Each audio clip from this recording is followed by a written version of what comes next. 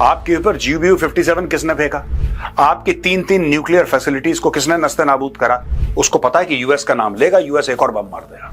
Iran जो है वो कह रहा है कि ट्रंप ने हमसे भीख मांगी सीज फायर की, तुमने हमारे तीन न्यूक्लियर साइट्स पे हमला कराए, हम तुमसे बदला लेंगे। ईरान को पता नहीं लगा, नस्ते नाबूद कर दिया, चकनाचूर कर दिया मामला। पूरी इस्लामिक ब्रदरहुड को इन्होंने बोला कि बेटा पतंग बना के इसको उड़ा दो हवा में। क्या इजराइल ने सीज फायर मान लिया?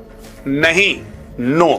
क्या इसके दिल में सीज फायर है ट्रंप के? नहीं। ये फिर से डिसेप्शन का गेम खेल रहा है।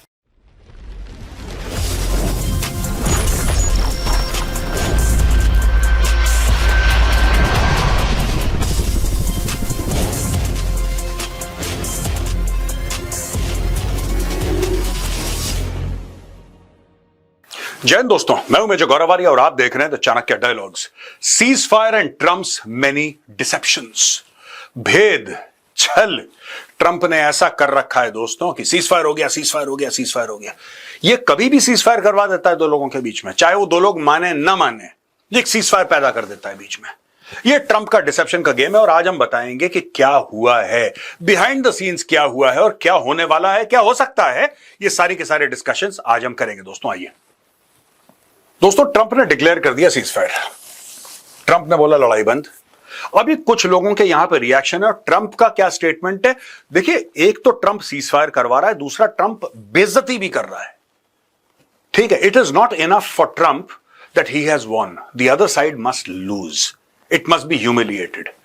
अच्छा, ईरान का जो स्टेट है, जो स्ट्रक्चर है, आप उसके कितने भी खिलाफ हों, लेकिन it is a civilisational state. Iran बहुत पुराना है और ऐसे जो स्टेट्स होते हैं ना, ऐसे जो नेशंस होते हैं जिनका सिविलाइजेशन बहुत पुराना होता है या बहुत पहले से अपनी हिस्ट्री ट्रेस करते हैं, they are very very sensitive to these nuances. अब मैं आपको बताता हूं, कांग्रेचुलेशंस टू एवरीवन। ये भाई साहब कह रहे हैं Donald Trump, congratulations to everyone, it has been fully agreed by and between Israel and Iran that there will be a complete and total ceasefire in approximately 6 hours from now when Israel and Iran have wound down and completed their in progress final missions for 12 hours, at which point the war will be considered ended. Officially, Iran will start the ceasefire, and upon the 12th hour, Israel will start the ceasefire, and upon the 24th hour, an official end to the 12-day war will be saluted by the world. During each ceasefire, the other side will remain peaceful and respectful on the assumption that everything works as it should, which it will. I would like to congratulate both countries, Israel and Iran, on having the stamina, courage and intelligence to end what should have been called the 12-day war. This is a war that could have gone on for years and destroyed the entire Middle East, but it didn't and never will. God bless Israel, God bless Iran, God bless the Middle East, God bless the United States of America and God bless the world. भाई की बातों में कोई कमी अगर आपको लगे तो आप फिर शिकायत कीजिए। सबको ब्लेस करा है इसने, लेकिन इसने क्या जहर डाला ये भी मैं आपको बताऊंगा। आगे वाली स्लाइड्स में आपको पता लगेगा ये गेम क्या खेल रहा है ट्रंप। और दोस्तों, कोई हल्का गेम नहीं है ये। देखिए, फाइनेंशियल एक्सप्रेस ये कहती है, Israel Iran conflict live, Trump warns Iran, cease fire now in effect, do not violate it. अच्छा, ये कहता है Israel accept cease fire. Israel कहता ठीक है, हमने सीज फायर मान लिया। क्या इजराइल ने सीज फायर मान लिया? नहीं, नो। क्या इसके दिल में सीज फायर है ट्रंप के? नहीं। ये फिर से डिसेप्शन का गेम खेल रहा है। मैं आपको आज बता रहा हूं, फिर से डिसेप्शन का गेम खेल रहा है। अच्छा, ये पॉज हो जाएगा मामला, हो सकता है कुछ दिन लड़ाई ना हो, लेकिन ये फिर से रिज्यूम होगी, फिर से रिज्यूम होगी। ये ट्रंप करवाएगा, देख लीजिएगा। सैयद अब्बास अरिक्ची, ये साहब अपने फॉरेन मिनिस्टर हैं ईरान के, ये कहते हैं the military operations of our powerful armed forces to punish Israel for its aggression continued until the very last minute at 4 AM. Together with all Iranians, I thank our brave armed forces who remain ready to defend our dear country, last drop of blood, blah blah blah. इसने बोल दिया ये। आपने Israel का नाम तो ले लिया, ठीक है, पनिश इजराइल, पर भाई असली प्रॉब्लम तो यूएस की है। इजराइल ने आपके ऊपर अटैक करा, लेकिन आपके ऊपर GBU-57 किसने फेंका?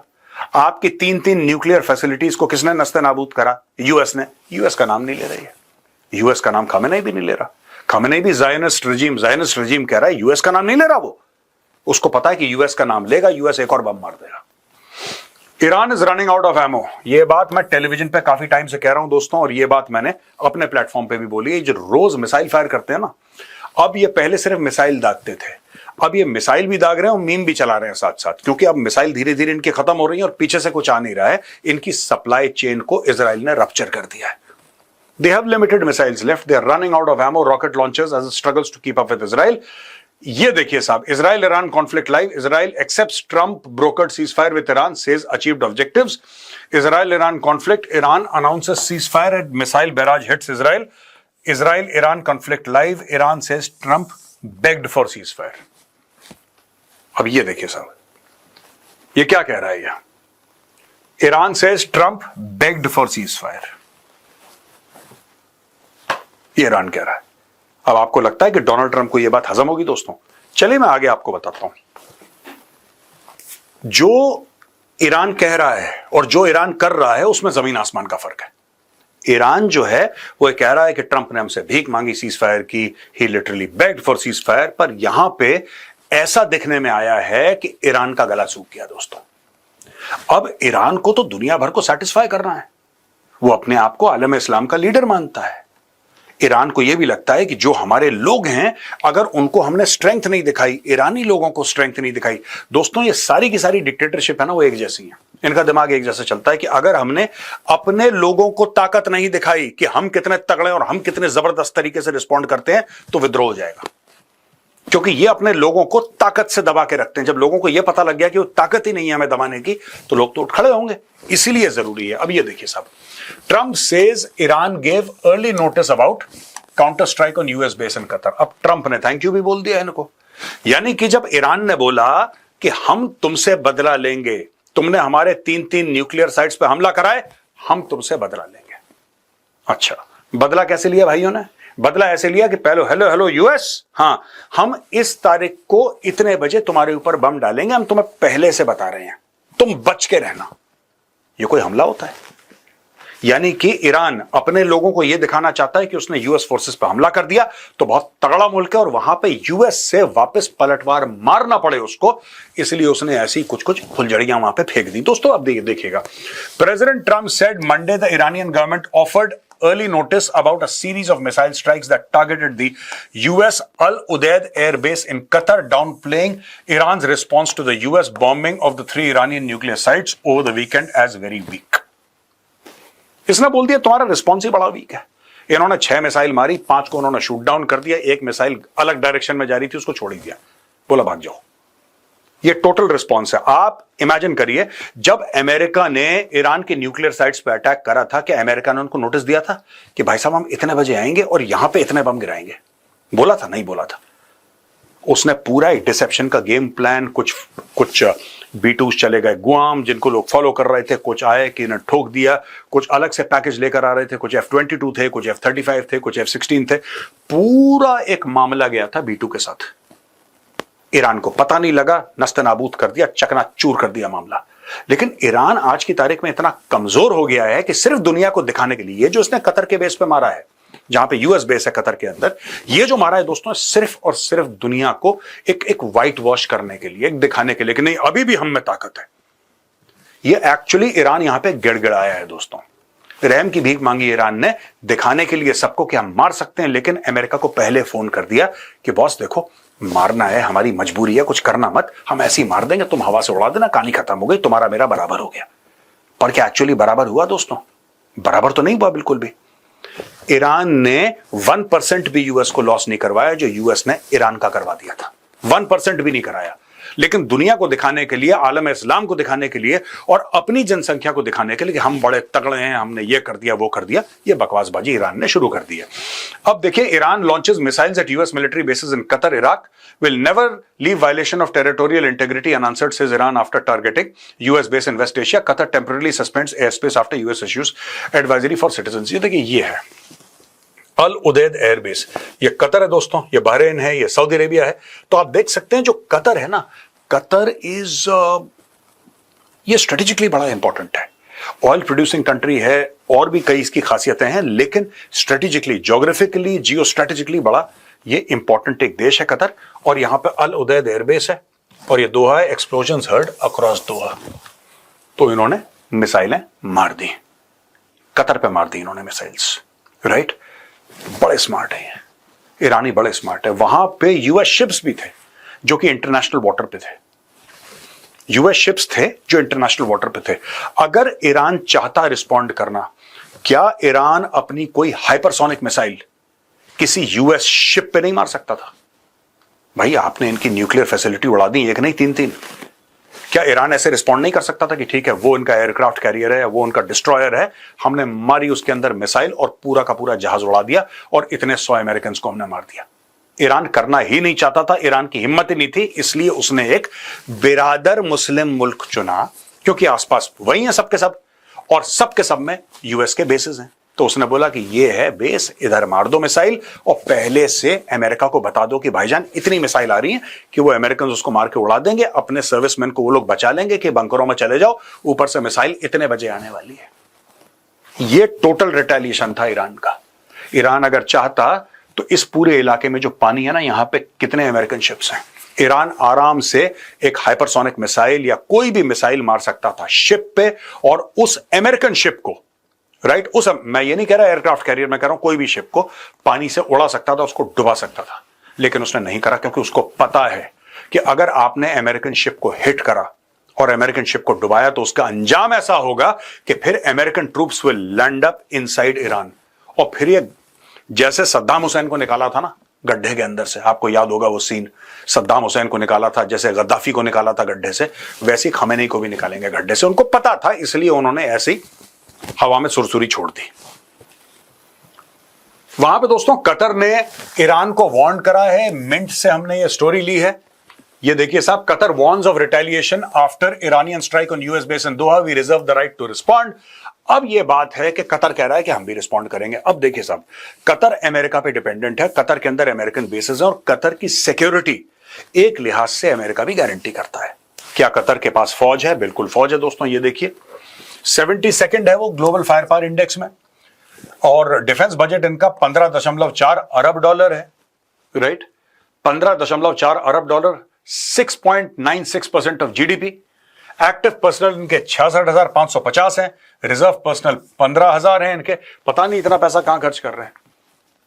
इससे कम तो पाकिस्तान का डिफेंस बजट है। पाकिस्तान का defence budget is lesser than this, and if you compare the assets that they have, I don't know what the Qatari military is doing. Main battle tanks इनके पास सिर्फ 99 हैं, आर्मर्ड व्हीकल्स 5,000 है इनके पास। Armoured vehicles मतलब वो नहीं जो आप टैंक समझ रहे हैं, बीएमपी समझ रहे हैं, राइट। आर्मर्ड व्हीकल्स मतलब नॉर्मल व्हीकल्स होंगे which are armoured, that is what my assumption is। Air defence system इनके पास थार्ड, पेट्रियट, ये नासैम्स 2, ये सब हैं। अब दोस्तों एयरक्राफ्ट टाइप जो इनके पास है, फाइटर जेट्स इनके पास 102 हैं, विच आर रफली what 7 squadrons, 8 squadrons maximum. Attack helicopters 24 हैं, transport aircraft 12, trainer aircraft 51, corvettes 4 हैं, पेट्रोल वेसल्स 105 हैं। मुझे नहीं लगता कि कतर के पास ऐसी मिलिट्री है जो ईरान से भिड़ सके। साफ सीधी बात है, Qatar does not have the wherewithal to fight Iran, even in this state, even in this dilapidated state. मुझे नहीं लगता कि कतर में इतनी हिम्मत, ना इतनी जुर्रत है कि वो ईरान से लड़े। ईरान निपटा देगा कतर को। Iran has nothing to lose, Iran के पास कुछ है ही नहीं। वैसे ही आधा शहर उनका तेहरान बिल्कुल बर्बाद हो चुका है। और यहां पे अगर आप दोहा देखें, इसकी कैपिटल, वो तो जगमगाती है रात को ऐसी। यार दोहा ऐसा रात को जगमगाती है जैसे दिवाली हो रखी है। The kind of wealth that Qatar has, Qatar will not take a risk. Qatar अपने आप को समझा लेगा, अपने आप को मना लेगा कि भाई देखो जो भी अटैक हुआ था वो तो अमेरिका के ऊपर हुआ था, अमेरिका जाने, वो आपस में सलट लेंगे, बड़ी बड़ी बातें करेगा या फिर और तरीके से प्रेशर डालने की कोशिश करेगा ईरान में। लेकिन अगर किसी को गलतफहमी है कि कतर अपनी फौजें लेकर चढ़ दौड़ेगा ईरान पे, that is very unlikely to happen. अब दोस्तों अगर आप ये देखेंगे कि ये जो ईरान ने कतर क्यों चुना, मेरा एक अपना एनालिसिस है कि ईरान ने कतर इसलिए चुना। एक तो यहां पे देखिए अल जजीरा है, अल जजीरा इज फंडेड बाय द कतरी गवर्नमेंट, कतरी गवर्नमेंट फंड करती है, इन्फ्लुएंस वॉच से हमने लिया है ये। और जो कतरी गवर्नमेंट इसको फंड करती है, अगर ईरान अटैक करता है कतर पे, चाहे यूएस बेस पे कराओ, लेकिन अगर ज्योग्राफिकली वो कतर के अंदर है तो इसको ग्लोबल मीडिया एक्सपोजर मिलेगा। यानी कि ईरान ने कतर को इसलिए अटैक करा, कई कारण है उसमें, मैं ये नहीं कह रहा एक कारण है, मैं कह रहा हूं 10 कारण होंगे, 10 कारण होंगे उसमें। लेकिन उसमें से एक कारण यह भी है कि media wise Qatar is very very powerful. ये सिग्नलिंग है, क्योंकि वहां पे पहली बात अल जजीरा है, दूसरी चीज और ग्रुप्स भी हैं वहां पे, जैसे इनके हेडक्वार्टर्स हैं, हमास जो है, हमास का पॉलिटिकल हेडक्वार्टर्स है कतर के अंदर, अल नुसारा alleged fundraising networks, Muslim Brotherhood, some exiled figures residing in Qatar। और सबसे बड़ी बात, दोहा अकॉर्ड का तो आपने नाम सुना होगा, जो तालिबान और यूएस के बीच में हुआ था। वो भाई साहब, दोहा भी तो कतर की कैपिटल है, तो यहां पे तालिबान के भी हेडक्वार्टर हमने लिखा नहीं है because it was not relevant, but मैंने सोचा आपको बता दूं बात करते करते कि यहां पे और भी हेडक्वार्टर्स हैं। कितने हमास और हिजबुल्लाह के लोग आते जाते हैं कतर में, फिर यहां से ईरान चले गए, फिर वहां चले गए। सो कतर इज अ प्लेस जहां पे मीडिया है, जहां पे आतंकवादी संगठन है, और वहां पे ऑयल की वेल्थ है, बहुत कुछ मामला है। और सबसे ज्यादा मिडिल ईस्ट में Iran is, you know, I would not say Middle East per se because it is a non-Arab country और geographically थोड़ा सा इस तरफ है, लेकिन अगर आप मिडिल ईस्ट में देखें, अगर किसी देश को सबसे ज्यादा खुजली है दोस्तों, सबसे ज्यादा खुजली खाया जाए, दैट इज कतर। कतर के पास पैसा बहुत है, खुजली भी बहुत है कतर को। अब दोस्तों ये एक स्लाइड है, इसमें मैं आपको बताना चाह रहा हूं, देखिए यहां पे तो ये स्ट्रेट ऑफ हॉर्मुज है, ये हमने कल भी बात करी थी, और कल मैंने विस्तार में आपको जो कैप्सूल होता है 10 मिनट का, उसमें मैंने समझाया था स्ट्रेट ऑफ हॉर्मुज। ये बड़ा इंपॉर्टेंट है, और लगातार ईरान कह रहा है कि हम कुछ करेंगे। अभी सीज फायर हो गया, लेकिन क्या ईरान कुछ कर सकता है? बिल्कुल कर सकता है, ठीक है। और ईरान ने जानबूझ के नहीं करा। अब ये देखिए साहब, अगर हम बात करते हैं यहां पे कतर की, तो इधर आप देख लीजिए जितने भी देश हैं, ठीक है ना, जितने भी देश हैं यहां पे, ये हॉर्मुज वाला इलाका ना, ये वाला स्ट्रेट ऑफ हॉर्मुज मैंने आपको ब्रॉडली मोटा मोटी यहां पे मार्क कर दिया है, राइट। अब इस पूरे इलाके में आप देखिए कहां पे हैं, US control base in operation for at least 15 years, तो लाल वाले ये देख सकते हैं आप, ये देख सकते हैं टर्की, ये पूरे साहब यहां पे, ठीक है। ये देखिए साहब, बहरीन, कतर, यूएई, ये 15 साल से पुराने बेसिस हैं। इसके अलावा other site with US military presence, ये जो ऑरेंज छोटे छोटे ऑरेंज डॉट्स हैं, ये वो हैं। और US naval deployment as of June 16, 2025, ये देखिए ये सब यहां पे डिस्ट्रॉयर्स हैं, ये डिस्ट्रॉयर्स हैं। और दोस्तों यहां पे अगर आप देखेंगे, USS Carl Vinson carrier strike group है, ये यूएसएस निमिट्स है यहां पे, ठीक है ना, और ये एंटी माइन शिप्स हैं यहां पे। अब मैं आपसे एक बात पूछना चाह रहा हूं, ठीक है, now let me explain on the map. और मैं क्यों कह रहा हूं, काफी लोग क्रिटिसाइज कर रहे हैं कि नहीं साहब आप जानते नहीं, और आप ईरान की ताकत नहीं, कोई ताकत वाकत नहीं है ईरान की, ठीक है, ये सब बड़बोली, ये फेसबुक पे ताकत है ईरान की। ये ईरान है, ठीक है, ये ईरान है, और ये पाकिस्तान है, ये है चाबार।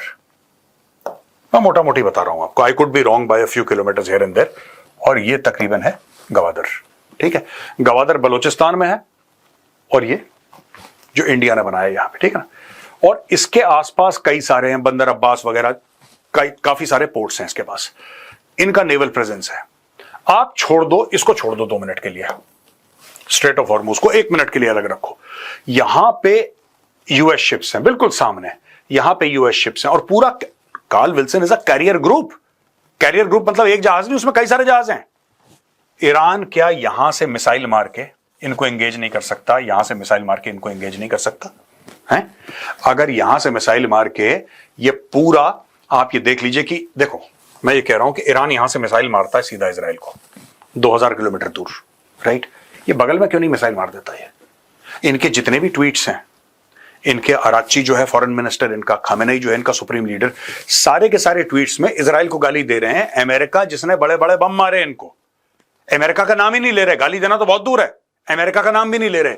और यहां पे आपने मारा कतर पे मिसाइल, सामने अमेरिकन शिप्स हैं, किसी को छेड़ने की हिम्मत नहीं हुई, क्योंकि उनको पता है दोस्तों, मैं बार बार कह रहा हूं, ईरान भली भांति परिचित है, ये जो ईरान की पूरी जमीन है ना, अमेरिका इसको बंजर बना देगा, और किसी में ताकत नहीं है जो अमेरिका को रोके। अगर अमेरिका अपनी सी पे आ गया, पूरे ईरान को बंजर बना देगा। ईरानी जानते हैं। जैसे ही ट्रंप ने बोला सीज फायर, फटफट इन्होंने माना, बोला हाँ ठीक है, अपने लोगों को दिखाया, देखो हमने अमेरिकन पे मिसाइल मार दी, हमने सब कुछ कर दिया, देखो हम बड़े तगड़े हैं, तुम चुपचाप बैठे रहो, वरना तुमसे भी निपट लेंगे हम लोग। और वहां पे चुपचाप इन्होंने, they have taken no action against the Americans. America के खिलाफ अगर आपने, और ट्रंप ने क्या बोला था मारने से पहले? ट्रंप ने बोला था देखो यार मैं तुम्हें मारूंगा, ठीक है, और मैं जब तुम्हें मारूंगा, अगर तुमने पलटवार करा और उस पलटवार में अगर मेरे किसी एक बंदे को खरोच आ गई, ठीक है, फिर मैं तुम्हें छोड़ूंगा नहीं। यानी अमेरिका का सिंपल फंडा है, मैं तुम्हें मारूंगा लेकिन तुम पलटवार मत करना, जब मैं थक जाऊंगा, जब मेरा मन भर जाएगा, मैं मारना बंद कर दूंगा। यह अमेरिका का फंडा है दोस्तों। अब मैंने बोला ना दोस्तों, ट्रंप क्या है कि बेइज्जती भी करता है। मैंने शुरू में बोला था आपको, ट्रंप बेइज्जती भी करता है। अब ये देखिए, Trump holds out Israel Iran ceasefire deal as validation for his gamble of US air strikes, Associated Press की। और ये ट्रंप का ट्वीट देख लो, Iran has officially responded to our obliteration of their nuclear facilities with a very weak response। यानी कि Iran का जो response था बहुत ही कमजोर था। ये जलील कर रहा है ईरान को, ये मैं नहीं बोल रहा, ये सामने इसका आप ट्वीट देख लीजिए, स्क्रीनशॉट है इसका।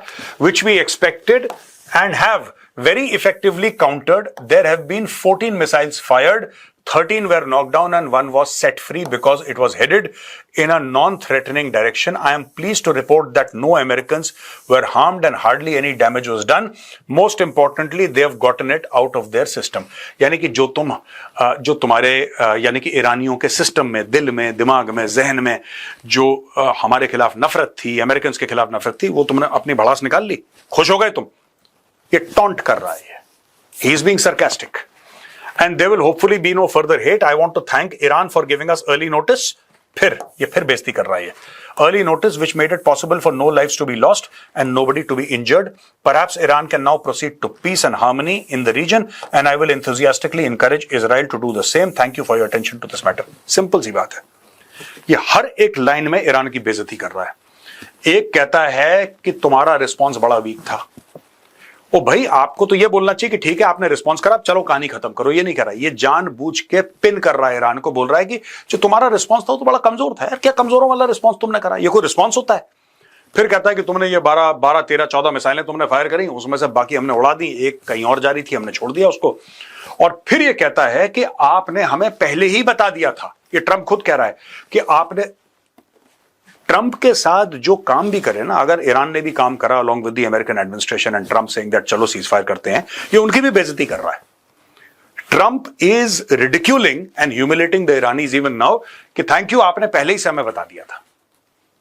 अब ये क्या शक्ल लेकर जाएंगे ईरानियों को? ईरानी तो पूछेंगे इनसे, अगर हिम्मत होगी तो पूछेंगे, या सोशल मीडिया पे बाहर रहने वाले, अमेरिका यूरोप में रहने वाले जो ईरानी हैं, वहां के हैं, वो तो पूछेंगे इनसे कि यार ये तुम तो बड़ा तुर्रम खान बन रहे थे, कुद्स फोर्स और इस्लामिक रेवोल्यूशनरी गार्ड और फलाना ढिमका, तुमने तो अमेरिका को पहले चिट्ठी भेज दी कि भाईजान इतने बजे हम अटैक करेंगे, बच के रहना। ये कोई अटैक होता है? Iran held direct talks with the US among intensifying conflict with Israel। Diplomat said Trump says he'll decide whether the US will directly attack Iran within 2 weeks। ये तो पुराना हो गया। तो ये जो है, ये हमने आपको एक रेफरेंस दे दिया। यहां से बात शुरू होती है, यहां पे जाती है, रॉयटर्स की स्टोरी है, ये बात यहां तक आती है। ये अब दोस्तों थोड़ा सा इतिहास में जाना पड़ेगा। क्या कभी ईरान ने पहले अमेरिकन बेसिस को अटैक करा था? करा था। उसके बारे में मैं बताता हूं, क्योंकि कई लोग ये कह रहे थे ईरान नहीं करेगा, और मैं डे 1 से कह रहा हूं कि अगर कुछ ऐसा होता है, अगर यूएस अटैक करता है तो ईरान पलटवार करेगा। पहली बार भी ईरान ने नोटिस दिया था अमेरिका को। देखिए, ईरान एक है बात ईरान में, ठीक है, जहां अमेरिका की बात आती है, ये जब रॉकेट फायर करते हैं इजराइल पे, इजराइल को नहीं बताते। ये बिल्कुल इजराइल को ये नहीं बताएंगे, इजराइल के गली मोहल्ले अस्पताल जहां पे रॉकेट फायर करना है करेंगे, मस्ती से करेंगे। अमेरिकन होते हैं ना, ये पहले टेलीग्राम भेजेंगे कि डियर सर, हम आपको इतने बजे अटैक करना चाह रहे हैं, आप प्लीज देख लेना, क्योंकि हमारी मजबूरी है आपको अटैक करना, वरना लोग थू थू करेंगे। ये देखिए साहब, मैं आपको प्रूफ देता हूं। Qasem Soleimani, US kills top Iranian general in Baghdad air strikes. ये मार दिया इसने। 3 जनवरी 2020, Iran's most powerful military commander, General Qasem Soleimani, has been killed by US airstrike in Iraq। Soleimani spearheaded Irani military operations in the Middle East at the head of Iran's elite Quds force, right? The Islamic Revolutionary Guard Corps, Quds force। Quds force का जो head है, ये जा रहा था Baghdad के बगल में, इसको निपटा दिया बगदाद एयरपोर्ट के पास। Trump said that the general was directly and indirectly responsible for the deaths of millions of people। Washington Post ये कहती है Iran launches ballistic missiles at bases housing US military personnel in Iraq. 3 जनवरी को मारा है कासिम सुलेमानी को। एक predator drone जाता है, कासिम सुलेमानी एक गाड़ियों के काफिले में जा रहा है। This is outside Baghdad airport. ऊपर 30-35 हजार से ये जो ड्रोन है, राइट, ये जो अमेरिकन ड्रोन है, ये सैटेलाइट इमेज इसको मिलती है, ये नीचे ट्रैक करता है कासिम सुलेमानी की गाड़ी, CIA बताता है कि हाँ यही गाड़ी है कासिम सुलेमानी की, ये इस पर लॉक इन करता है, ऊपर से ये हेलफायर मिसाइल मारता है, एक हेलफायर मिसाइल मारता है, ऊपर से आती है हेलफायर मिसाइल, गाड़ी में जाती है, कासिम सुलेमानी इज टोस्ट, खत्म कर देता है, निपटा देता है जनरल कासिम सुलेमानी को अमेरिका। ये 3 तारीख को ये हुआ है और 7 तारीख को मिसाइल मारता है। The strikes followed Iranian threats of retaliation for the US killing last week in Baghdad of Quds Force leader Qasim Soleimani. Iran launched more than a dozen ballistic missiles at 2 Iraqi bases housing American military personnel. अच्छा, इन्होंने कासिम सुलेमानी जो regime का right hand था, Khamenei का right hand था, supreme leader का right hand था। कुछ फोर्स क्या करती है? कुछ फोर्स वो है जो हमास को, हिजबुल्लाह को, इनको पैसे देने, इनकी ट्रेनिंग करने, ये आउटसाइड जितने भी इनके प्रॉक्सीज हैं, इन सबको संभालती कुछ फोर्स है। उसका हेड था कासिम सुलेमानी, एक बहुत इंपॉर्टेंट फिगर था, उसको निपटा दिया। ईरानियों ने तब क्या करा? ईरानियों ने तब भी बोला भाईजान इतने बजे हम लोग मिसाइल मारने वाले हैं, जरा देख लेना हम लोग मारने वाले हैं, हमने तुम्हें पहले बता दिया। यहां पे Iranian ballistic missile targeted US bases in Iraq. ये देखिए अल असद एयरबेस पे इन लोगों ने मारी थी मिसाइल, और ये डेटा हमने लिया है ये वाला द वॉशिंगटन पोस्ट से, और ये पूरा का पूरा जो डेटा आप लोग यहां पे देख रहे हैं, this is taken from time magazine. दोनों क्रेडिबल सोर्सेज हैं दोस्तों। ये ईरान, यानी कि कोई और हमला करे तो ईरान जबरदस्त पलटवार करता है। अमेरिका को ईरान ने एक डिस्काउंट दे रखा है, अमेरिका इनको जलील करे, इनको बेइज्जत करे, पकड़ पकड़ के ईरान को धोए। ईरान जवाब देगा, लेकिन एक दिन पहले ईरान बता देगा कि भाईजान उस समय उस जगह इतनी मिसाइल हम लोग मारने वाले हैं, हम आपको 24 घंटा पहले बता रहे हैं, बच लेना प्लीज। कल ऐसा ना हो किसी को चोट चाट लग जाए, फिर आप हमारे पीछे दोबारा पड़ जाओ। ये दूसरी बार ईरान यही काम कर रहा है। अब दोस्तों ये आखिरी स्लाइड है, लेकिन इसमें ना मैं आपको एक दोगलेपन की कहानी सुनाना चाहता हूं। जो 400 BC प्रो मैक्स होती है ना, वो आपको जानने की जरूरत है। Pakistan condemns the US attacks on nuclear facilities of the Islamic Republic of Iran. जज्बा देख रहे हैं आप, जज्बे वाली कौम का, आप जज्बा नोट करें। ये देखिए साहब, Pakistan condemns the US attack on Iranian nuclear facilities, which follow the series of attacks by Israel. We are gravely concerned at the possible further escalation of tensions in the region. We reiterate that these attacks violate all norms of international law and that Iran has a legitimate right to defend itself under the UN Charter. यानी कि America ने attack कर दिया Iran के ऊपर। ये देखिए US attacks on Iran. अब इसको इसके साथ पढ़िए आप, रीड दिस लाइन, ये जो लाइन है ना, ये वाली, this line, read it in conjunction with this. यानी कि हम कंडेम करते हैं जो यूएस ने अटैक करा है ईरान के ऊपर, ठीक है, और हम ये मानते हैं कि ईरान के पास एक हक है अमेरिका के ऊपर हमला करने का, यानी कि वापस जवाबी कार्रवाई करने का, रिटेलिएशन करने का। The unprecedented escalation of tension and violence owing to the ongoing aggression against Iran is deeply disturbing. तो प्रॉपर इसमें Iran Iran Iran Iran Iran करके हम ईरान के साथ हैं, ये हैं वो हैं, यूएन चार्टर, सारा कुछ इन्होंने फ्रॉड करा पाकिस्तानियों ने। आप तो जानते हैं लाहौरियों का क्या कैरेक्टर होता है पूरा। पहले उसके 24 घंटे बाद लाहौरी की दूसरी शक्ल, सिक्के का दूसरा पहलू। According to top intelligence sources, during this meeting of the National Security Committee (NSC), Pakistan reduced its condemnation of the attack to an expression of concern. From condemnation to expression of concern, ये हमने News 18 से लिया है। भाई साहब यहां पे पूरा condemn. We emphasize the imperative need to respect civilian lives and properties. Recourse to dialogue, diplomacy. Pakistan condemns the US. अब इन्होंने बोला कि condemn, इन्होंने भेज दिया वहां पे फील्ड मार्शल आसिम मुनीर, वो तो खाना खा के आया था वहां पे ट्रंप के साथ। भाई ट्रंप ने पैसा देना है, तो यहां पे पूरी इस्लामिक ब्रदरहुड को इन्होंने बोला कि बेटा पतंग बना के इसको उड़ा दो हवा में। कोई इस्लामिक ब्रदरहुड नहीं है, कोई उम्मा नहीं है, सब फ्रॉड है, सब 2 नंबरी चीज है। असली चीज ये है। According to top intelligence sources during this meeting of the national security committee, जिसमें आसिम मुनीर भी उसका एक मेंबर है, by the way, Khawaja Asif भी है उसके अंदर इशाक डर भी है, उसके अंदर शहबाज शरीफ भी है, उसके अंदर आर्मी नेवी एयरफोर्स जितने भी हैं सब ड्रामेबाज उसके अंदर है पाकिस्तान में। इसने बोला नहीं, एक्सप्रेशन ऑफ, हमें कंसर्न है यार, यहां पे कंडेम कर रहे हैं 24 घंटे के बाद, हमें कंसर्न है, हम थोड़े से चिंतित हैं, बस चिंता। मालिक आप देखिए, आप दोबारा बम मार दीजिए, आप तो मालिक हैं, आप मार सकते हैं, हम सिर्फ अपनी चिंता व्यक्त कर रहे हैं। भाई साहब छोटे लोग हैं, क्या चिंता तो व्यक्त कर ही सकते हैं। तो बोला अच्छा ठीक है, तुम अपनी चिंता व्यक्त कर लो।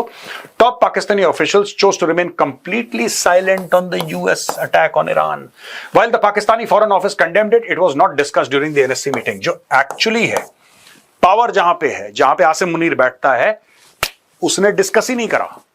Just imagine, national security committee की मीटिंग होती है पाकिस्तान में, ठीक है, जो नेशनल सिक्योरिटी एडवाइजर है पाकिस्तान का, वो कौन है? वो डीजी आईएसआई है। He wears two hats. DG ISI is also the NSA of Pakistan, यानी कि दो रोल अदा करता है वो, डीजी आईएसआई और एनएसए का। उसमें उसका बॉस आसिम मुनीर, जो कि 5 स्टार जनरल है, फील्ड मार्शल, वो बैठा है। आर्मी और नेवी और एयरफोर्स के तीनों चीफ हैं। Asim Munir of course is the senior most. DG ISI सब बैठे हैं वहां पे, और ये कठपुतलियां सिविलियन, इशाक डर, शहबाज शरीफ और ये सब, खाजा आसिफ टाइप, ये लोग भी बैठे हैं वहां पे, मालिक चाय, मालिक समोसा, ये सब।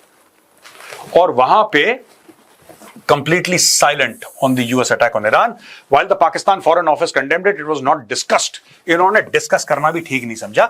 इनको लगा कि भाई अमेरिका बहादुर को बुरा लग गया ना, तो फिर देखना चमड़ी उधेड़ देंगे तुम्हारी।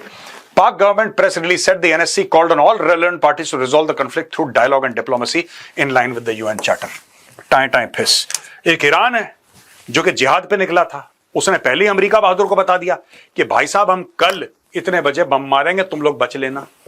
ये ईरान की हिम्मत है और ये पाकिस्तान की हिम्मत है कि पहले भाई लोग ऐसी बातें करते हैं कि हम कंडेम करते हैं, ये करते हैं, वो करते हैं, और जब असली मालिक आया पाकिस्तान का आसिम मुनीर, ये तो पॉलिटिशियंस और सिविलियंस और ब्यूरोक्रेट्स और डिप्लोमेट्स ने लिखा है ना, पर जब फौजी आए वहां पे, पाकिस्तान की अजीम और शान फौज, राइट, खतरनाक पाकिस्तान आर्मी, जिसने हिंदुस्तान को हिला दिया, जिसने अमेरिका को हिला दिया, जिसने सोवियत रूस को तोड़ दिया, वो पाकिस्तानी फौज आई, चुप, डिस्कशन ही नहीं हुआ। सिर्फ एक चीज बोली कि नहीं यार देखो, ये जो है ना, ये आपस में देखो, लड़ो मत यार, ये बातचीत करके समझ, इतना इतना लड़ते नहीं, ये कोई अच्छी बात थोड़ा ना लड़ना, बस इतना बोल के खत्म कराओ, क्योंकि पैसे पकड़ लिए हैं। दोस्तों, सच बात तो यह है कि पाकिस्तान को फिर से अमेरिका ने एक बार किराए पे ले लिया है, और अब पाकिस्तान बिना अमेरिका बहादुर के कुछ नहीं करेगा, चुप रहेगा, समय समय पे पेमेंट आ जानी चाहिए। ये वीडियो देखने के लिए बहुत बहुत धन्यवाद दोस्तों। अगर पसंद आए तो इस वीडियो को लाइक करिए, हमारे चैनल को सब्सक्राइब करिए, बेल आइकन दबाना बिल्कुल मत भूलिएगा। जय हिंद, वंदे मातरम, भारत माता की जय।